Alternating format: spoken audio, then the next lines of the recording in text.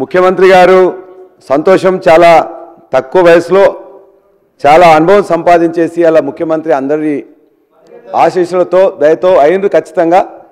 కానీ వాళ్ళు ఇప్పుడు మాట్లాడిన దరిదాపుగా గంట సమయంలో కూడా ప్రజలకు సంబంధించిన విషయాల్లో కాకుండా అనేక వారు కొన్ని మాట్లాడినరు. తప్పనిసరిగా తెలంగాణ తల్లిని గత ప్రభుత్వం కానీ లేక బీఆర్ఎస్ ప్రభుత్వం 2014 తర్వాత వచ్చి చేసింది కాదు అధ్యక్ష. ఉద్యమ సమయంలో అనేక మంది శిల్పులు వాళ్ళు తయారు చేసింది తప్ప అది బీఆర్ఎస్ పార్టీ లేకపోతే ఆనాడు ఉన్న టీఆర్ఎస్ పార్టీ తయారు చేసింది కాదు. వాస్తవం అది. మేము చెప్పడానికి వినకపోతే మీరు ఓకే మీకు తెలియదు కాబట్టి చెప్తున్నాం. ఉద్యమ సమయంలో ఎక్కడున్నారండి? ఉద్యమ సమయంలో ఎక్కడున్నారండి? ఇగో తెలంగాణ ఉద్యమ సమయంలో అదేవిధంగా వారు చెప్పారు జయ జయ హే తెలంగాణ అని చెప్పేసి కొత్తగా జయ జయ తెలంగాణ అంటున్న సంతోషం. ఉద్యమ సమయంలో ఎక్కడున్నారు సార్? వీళ్ళందరూ తెలంగాణ శిబిరంలో ఉన్నారు, వాళ్ళందరూ కాంగ్రెస్ శిబిరంలో ఉన్నారు.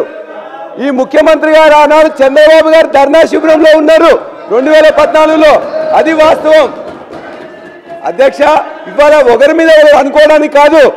ఇవాళ దయచేసి ఇవాళ గద్దర్ యొక్క ఉద్యమ చెద్దరు కప్పుకొని తప్పుకుందాం అని చెప్పేసి అనుకుంటున్నారు. లేకపోతే ఇవాళ మా దగ్గర కూడా అనేక మంది గోరెడ్డి వెంకన్న కొడియాల ఎమ్మెల్సీ చేసుకున్నాం, పివి నరసింహరావు గారి పేరు ఒక ఇన్స్టిట్యూషన్కి పెట్టుకున్నాం, జయశంకర్ గారిది ఒక జిల్లాకు పేరు పెట్టుకున్నాం, జయశంకర్ గారిది ఒక యూనివర్సిటీకి పేరు పెట్టుకున్నాం, కొండా లక్ష్మణ్ బాపూజీ గారిది ఒక యూనివర్సిటీకి పేరు పెట్టుకున్నాం. అనేక ఉద్యమ నాయకుల్ని లేకపోతే సిద్ధాంతకర్తల్ని తెలంగాణ వాదుల్ని ఇవాళ అద్భుతంగా గౌరవించుకున్నది ఇలా తెలంగాణ ప్రభుత్వం. ఇవాళ వారు చెప్పారు శంకరమ్మ గారు శ్రీకాంతాచారి తల్లికి మీరు గౌరవం ఇవ్వలేదని. మేము పోటీలో నిలబెడితే ఆ పోటీలో వద్దు అని చెప్పేసి ఉత్తమ్ కుమార్ రెడ్డి గారిని ఆ రోజున రిక్వెస్ట్ చేసినాం.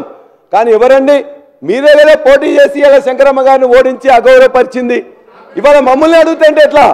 అదేవిధంగా మీరు చెప్పారు జయ జయ తెలంగాణ రాష్ట్ర గీతం లేదని. ఆ రాష్ట్ర గీతం కాదు, ఇలా 4 కోట్ల ప్రజల యొక్క ప్రతి నాలుక మీద కూడా తీసుకొచ్చింది, రికార్డ్ చేసింది, వినిపించింది, పాడింది ఇలా బీఆర్ఎస్ పార్టీ టీఆర్ఎస్ పార్టీ.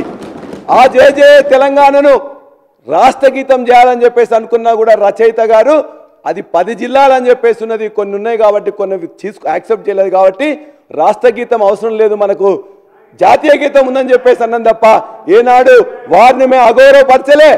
ఆ పాటను తీసుకుంది మేము, రికార్డ్ చేసింది మేము అని చెప్పి మీకు తెలియజేస్తున్నాం. అధ్యక్ష, రాజముద్రలో నిన్నే మీరు చెప్పారు, ఇవాళ ప్రసంగంలోనే రాస్తూ ప్రసంగంలో మాట చెప్పారు ఏమని? ఇవాళ హైదరాబాద్ వైభవాన్ని చూపిస్తాం, తెలంగాణ వైభవాన్ని చార్మినార్ని గొప్పగా చూపిస్తాం అని చెప్పేసి.